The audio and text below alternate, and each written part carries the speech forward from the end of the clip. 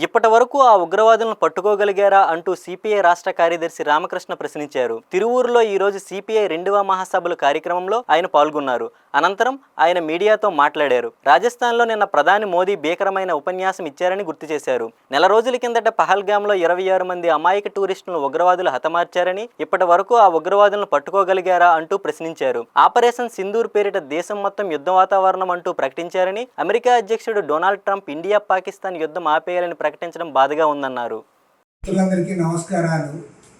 ఇవాళ రాష్ట్ర వ్యాప్తంగా 26 జిల్లాల్లో కూడా మండల మహాసభలు, నియోజకవర్గ మహాసభలు, పట్టణ మహాసభలు ప్రారంభమయ్యాయి. అదే ఈ మహాసభలన్నీ పూర్తయిన తర్వాత 26 జిల్లాల మహాసభలు కూడా పూర్తి చేసుకొని ఆగస్టు 23, 24, 25 తేదీల్లో ఒంగోలు నగరంలో సిపిఐ రాష్ట్ర మహాసభలు నిర్వహించుకోబోతారు.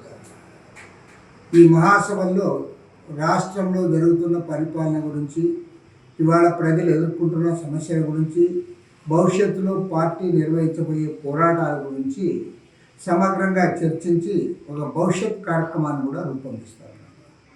ఈ రకంగా అన్ని రాష్ట్రాల్లో కూడా రాష్ట్రాల మహాసభలు పూర్తయిన తర్వాత సెప్టెంబర్ 21 నుండి 25వ తేదీ వరకు చండీగఢ్ నగరంలో సిపిఐ జాతీయ 25వ మహాసభలు ఘనంగా నిర్వహించుకోబోతా ఉన్నాం.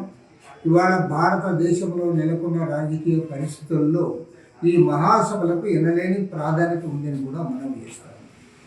ఎందుకంటే ఇవాళ మనం చూస్తూ ఉన్నాం, లేటెస్ట్గా చూస్తే ఒకవైపు ఆపరేషన్ సింధూర్ పేరుతో అక్కడ పెద్ద ఎత్తున జరుగుతూ ఉంది.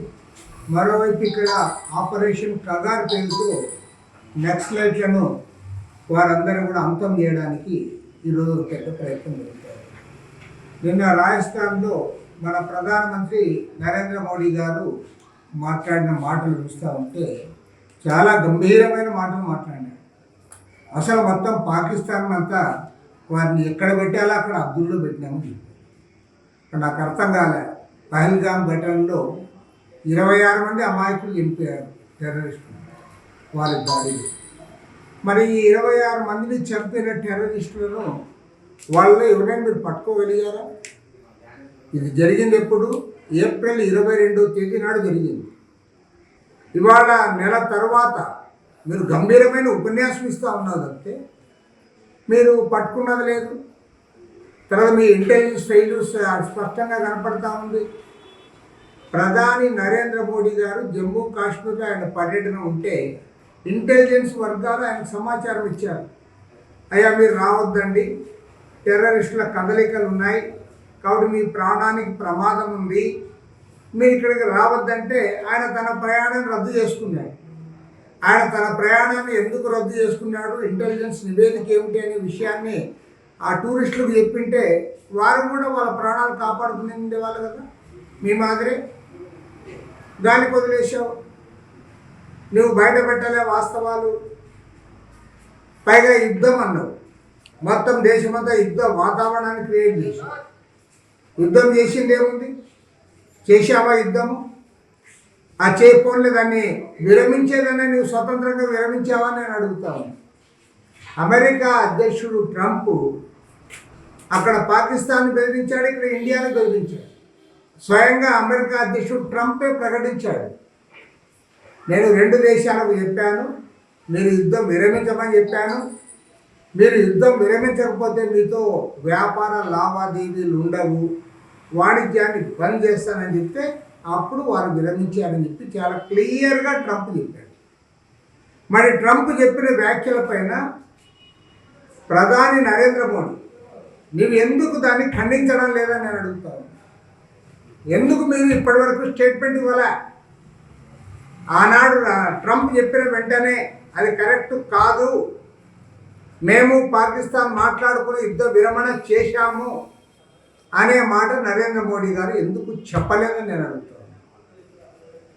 విదేశాంగ మంత్రి చెప్తాడు, ఎవరు జోక్యం చేసుకోలేదు, అందరూ మాట్లాడినారు, కానీ మేము హాట్లైన్లో మాట్లాడుకొని బంద్ చేశాం. ఎప్పుడు చెప్తున్నావు? ట్రంప్ ఏనాడు ఎప్పుడు చెప్పాడు? మీరు ఎప్పుడు చెప్తా ఉన్నారు?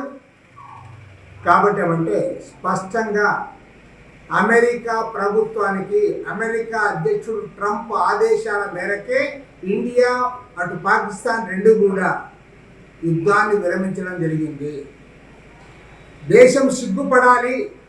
140 కోట్ల మంది జనాభా ఉన్న భారతదేశము ఇవాళ ట్రంప్ చెప్తే విరమించుకునే పరిస్థితికి వచ్చారు. గతంలో ఏనాడు ఇట్లా జరగలే. ఇందిరాగాంధీ హయాంలో జరగలే. ఇందిరాగాంధీ గారు చాలా క్లియర్గా చెప్పారు. నిక్సన్ ఆ రోజు అమెరికా అధ్యక్షుడు బెదిరిస్తే ఆమె ఒకే జవాబు చెప్పారు, అమెరికా మాకు మిత్రదేశమే తప్ప వారు చెప్తే మేము భయపడాల్సిన లేదు, మా నిర్ణయాలు మేము స్వతంత్రంగా తీసుకుంటామని చెప్పింది. ఈవెన్ మన్మోహన్ సింగ్ గారు ఆనాడు అమెరికా గడ్డపైనే చెప్పాడు, మా అభిప్రాయం మేము మాకు స్వేచ్ఛ ఉంది, మా నిర్ణయాలు మాకు చేసుకోగల సమర్థత ఉంది అని కూడా మన్మోహన్ సింగ్ గారు చెప్పారు. కానీ ఇవాళ నరేంద్ర మోడీ లొంగిపోయి అమెరికా వాళ్ళు చెప్తే వాళ్ళకి చేశారు. కాబట్టి స్పష్టంగా చెప్తా ఉన్నాం. ఒకవైపేమో నా ఆపరేషన్ సింధూర్ అని అక్కడ చేశాం, ఇక్కడ ఆపరేషన్ కగార్ పేరుతో నక్సలైట్ వాళ్ళు ఇవాళ చెప్తా ఉన్నారు మేము చర్చలకు సిద్ధంగా ఉన్నామని. వారు చర్చలకు సిద్ధంగా ఉన్నామని చెప్పిన తర్వాత కూడా నీవు ఏమాత్రం ఖాతరు చేయకుండా ఇవాళ పారామిలిటరీ ఫోర్సెస్ అంతా పంపి అందరిపైన దాడి చేయిస్తూ ఉన్నావు. నక్సలైట్ నాయకులనే కాదు ఆదివాసులను కూడా చంపేస్తూ ఉన్నావు. పైగా దానికంటే బాధాకరమైనది ఏమంటే మీకు కూడా తెలుసు, గతంలో మన ఆంధ్ర రాష్ట్రంలో ఉమ్మడి ఆంధ్ర రాష్ట్రంలో ఎన్నో ఎన్కౌంటర్లు జరిగాయి. కానీ ఏ ముఖ్యమంత్రి కూడా రాజశేఖర రెడ్డి గారు కానీ చంద్రబాబు నాయుడు గారు కానీ ఏ ముఖ్యమంత్రి గారు కూడా బహిరంగంగా సగర్వంగా ప్రకటనలు చేయాలి. ఎన్కౌంటర్ చేశాము, అంతమంది చనిపోయారు, ఇంతమంది చనిపోయారు, ఎవరు చేయలేరు.